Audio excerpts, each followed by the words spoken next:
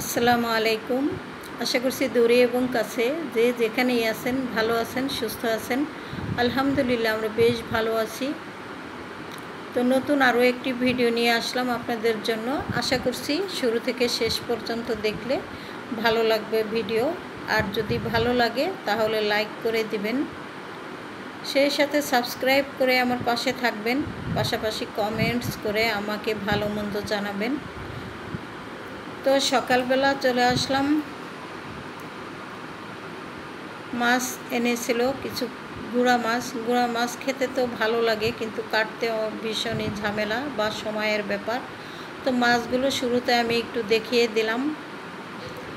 তারপরে আমি কিন্তু আসলে নাস্তা করে নিয়েছি। আজকে আর নাস্তা করা আপনাদের সাথে শেয়ার করিনি।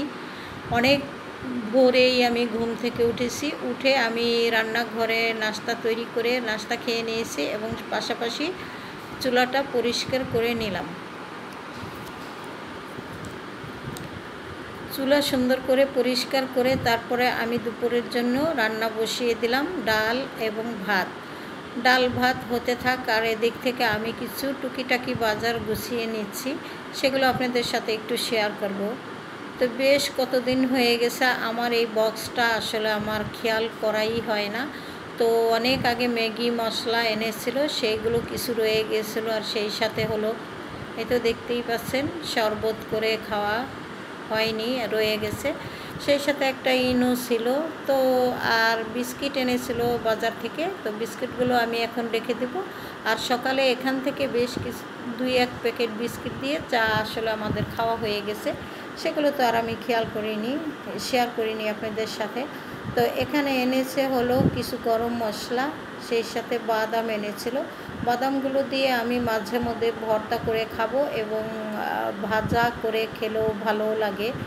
তো যাই হোক, যখন যেভাবে খেতে ইচ্ছে করে খেয়ে নিব। আর এখন আমি দারুচিনিগুলো গুছিয়ে নিব। তো প্রথমে ভাবছিলাম আস্তে আস্তে করেই রেখে দেব, পরবর্তীতে আমি কিন্তু একেবারে ছোট ছোট করে ভেঙে আবার রেখে দিয়েছি সুন্দর করে।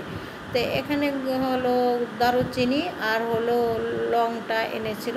তো লং আসলে বাসায় আছে, আমি বলেছিলাম, তাই অল্প করেই এনেছে। তো এগুলো আমি একটু গুছিয়ে নেই সুন্দর করে।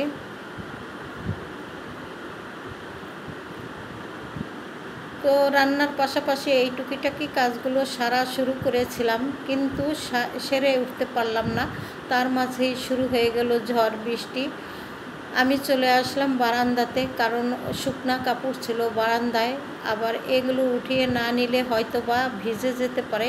তাই ভাবলাম আগে কাপড়গুলো উঠিয়ে রাখি, তারপরে হয়তো মশলাগুলো আবার সুন্দর করে প্রসেস করে রেখে দিব। এই তো দেখতেই পাচ্ছেন হঠাৎই কি সুন্দর বৃষ্টি হয়ে গেছে। তো বৃষ্টিটা কিন্তু এখন একটু কমে গিয়েছে, আর পাশাপাশি ঝড়টাও থেমে গেছে। তো এখন কিন্তু মোটামুটি ঝড় উঠলেই কিন্তু ভালো বাতাস হয়। তো বাতাসের কারণে কাপড় বারান্দায় থাকলে ভিজে যায়, তাই উঠিয়ে নিলাম। আর পাশাপাশি আমি কিন্তু মশলাগুলো সুন্দর করে গুছিয়ে নিয়েছি, দেখতেই পাচ্ছেন। এখন যেখানে রাখি সুন্দর করে রেখে দেব। তো ওদিক থেকে আমার কিন্তু ডাল ভাত হয়ে গিয়েছে। আর আজকে হলো একটু বরবটি আলু দিয়ে ভাজি করব। গতকালকেও কিন্তু আমি বরবটি আলু দিয়ে ভাজি করেছিলাম। আসলে যখনই বাজার থেকে বরবটি আনা হয়, তো বেশি করে আনা হয় একদিনে তো আর খাওয়া শেষ হয়ে যায় না। সে কারণে আজকেও একটু ভাজি করলাম, কারণ সবাই খেয়ে বলছিল যে ভাজিটা ভীষণ মজা হয়েছে। আর বরবটি ভাজি ভর্তা এসব খেতেই ভালো লাগে। অনেকে মাছ দিয়েও রান্না করে খায়, তবে আমরা কিন্তু ওইভাবে আসলে খাওয়া হয় না আমাদের। তো কোনো এক সময় হয়তো ট্রাই করে দেখব, যদি দেখি আপনাদের সাথে শেয়ার করব অবশ্যই। এখানে আমি হলো গুঁড়া মাছটা রান্না করব আজকে হাতে মাখিয়ে, যেহেতু কষ্ট করে সুন্দর করে কেটে বেছে পরিষ্কার করে নিয়েছি, টাটকা টাটকা একটু খেয়ে নেব, সেই কারণেই আমি আর কি বেগুন ছিল, বেগুন আর একটু আলু দিয়ে মাছটা আজকে চড়চড়া করে নেব। তো আমি কখনোই আসলে এত হাতে মেখে আসলে রান্না করি না, মাঝে মধ্যে হয়তো করা হয়, আপনাদের সাথে শেয়ার করা হয় না, তাই তো ভাবলাম আপনাদের সাথে একটু শেয়ার করি। এইভাবে হাতে মেখে ছোট মাছ রান্না করলে কিন্তু ভীষণই ভালো হয়। আর আমি অনেকেরই দেখেছি যে ছোট মাছ আসলে রান্না করে তারা কষিয়ে সুন্দর করে, ভালোই হয়। তো আমি আমার মতো করেই রান্নাটা করলাম। সবাই এইভাবে একবার হলেও রান্না করে খেয়ে দেখতে পারেন, ভালোই লাগবে, খারাপ হবে না। আর এদিক থেকে আমার কিন্তু ভাজিটাও হয়ে গেছে।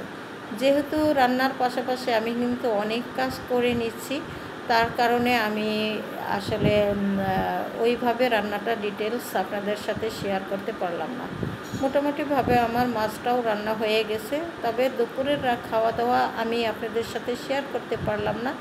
আমি এখন এক পাতিল পানি ফুটাতে দিয়ে দিব, যেহেতু আমার রান্না শেষ। তো খাওয়া দাওয়া শেষ করে দুপুরে এখন চলে আসলাম বিকেলবেলা। ভাবছি কি খাওয়া যায়, তেমন অত কিছু নাস্তা আমি করব না, কারণ আমরা দুজন আছি বাসাতে, আমি এবং আমার ছেলে। তাই তো ভাবলাম একটু রং চা করে নিব, আর সেই সাথে কেক আছে বাসায়, কেক দিয়ে বিকেলবেলা নাস্তাটা খেয়ে নেব।